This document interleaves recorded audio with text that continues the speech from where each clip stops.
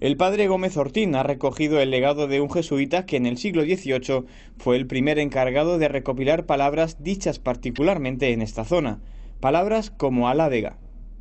En ocasiones son palabras de origen árabe que a lo mejor pronunciamos de forma distinta a como se pronunciaría en el español culto o normativo. Por ejemplo, en castellano es albahaca y bueno, pues en las tierras murcianas se dice alávega, que está más próximo a la lengua árabe original, aljápica, que el mismo albahaca. Los arabismos constituyen uno de los elementos que definen al murciano.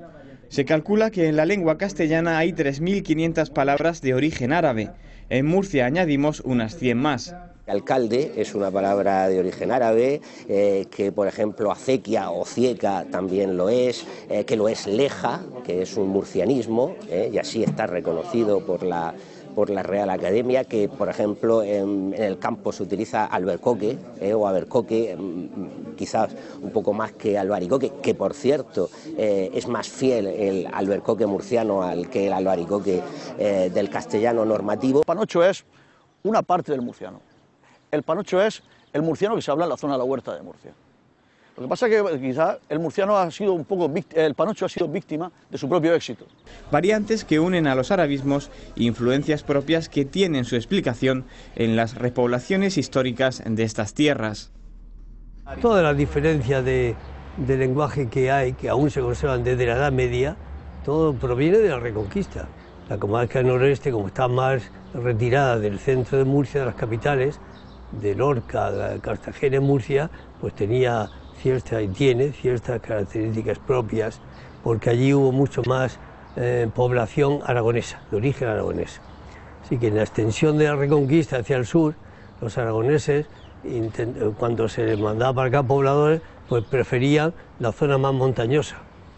Y en cambio los catalanes preferían más la zona de la Vega. La Vega está baja de Segura, más junto a la costa. El barrio de pescadores de Santa Lucía es una de las zonas de Cartagena donde aún se sesea.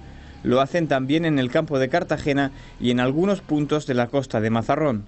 Normalmente se da en personas mayores, miembros de la clase obrera y gente de la clase media que lo ha oído hablar en sus casas.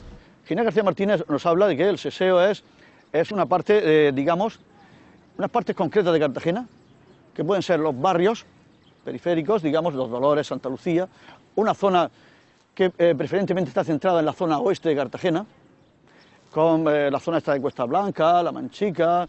Sin embargo, el desarrollo de la ciudad portuaria ha disminuido su uso. Mucha gente se va del campo a vivir a la ciudad para trabajar en la industria o trabajar en el ejército, y entonces compagina un contacto con otros pueblos, que gente que viene a Cartagena a establecerse, con el mantenimiento de esos usos lingüísticos. Entonces se sigue manteniendo de alguna manera. Actualmente todo se tiende a uniformizar. Otra zona que comparte el seseo con Cartagena es la Vega Baja alicantina. Joaquín Andreu es un profesor de secundaria natural de Almoradí que ha investigado sobre este asunto. Él incluso se remonta a épocas íberas para atribuir un primer uso del seseo. Lo que sí que ha sido una cosa interesante es ver que el seseo no se le atribuye a los catalanes, como algunos políticos quieren insistir, sino que ya viene de los íberos, se reforzó cuando éramos visigodos, y por supuesto es una identidad que nos da en la Vega Baja y en Cartagena muy importante, porque a pesar de que llevamos un siglo perdiendo el murciano, yo ahora veo holandeses y veo rusas y veo árabes que sesean. Sin poder evitarlo metemos palabras de léxico. Cuando nos enfadamos, cuando estamos con los amigos, siempre se nos escapa, en mi caso por ejemplo en vez de decir zagal decimos zagalico. Pero que ese tipo de cosas siempre se te escapan en familia o cuando estás cabreado o muy contento. Yo me fui al médico de los mareos y tenía 20 de tensión y 10 y media de mínima. Yo estaba malísima, digo, si nos ha dejado... ¡ay! Pero si algo caracteriza a la Vega Baja es la sintonía con el habla de Murcia. Pasear por la mayoría de sus poblaciones y escuchar las conversaciones de sus gentes es como hacerlo en cualquier otro punto de nuestra región.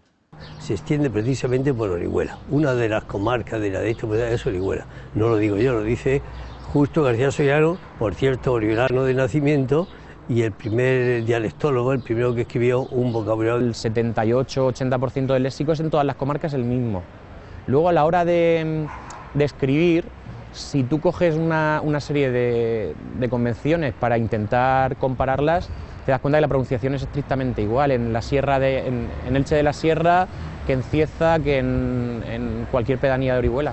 El sureste es una región natural que sobrepasa las cuestiones administrativas o políticas o cualquier otra cosa.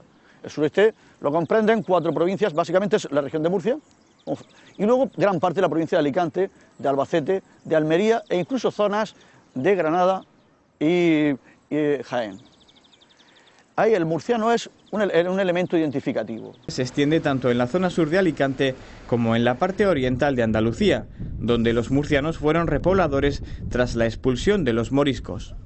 Yo ahora mismo estoy hablando como hablamos allí, en aquella parte de la Almanzora. Yo creo que yo he estado estudiando aquí en Murcia, en la universidad, toda mi carrera, he hecho el doctorado aquí, he estado incluso en un colegio y a mí nadie me ha definido como almeriense, distinto al murciano. He pasado por aquí como un murciano más.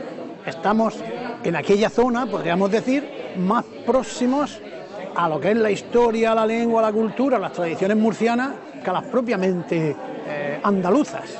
De ahí que el habla que allí utilizamos sea una, podemos decir, modalidad de tránsito entre las dos, entre el andaluz y el murciano. Aniles, caniles. En el pensamiento de estos investigadores y estudiosos hallamos defensa a ultranza del habla que nos une como un elemento que nos arraiga con el pasado y nos enlaza con el futuro.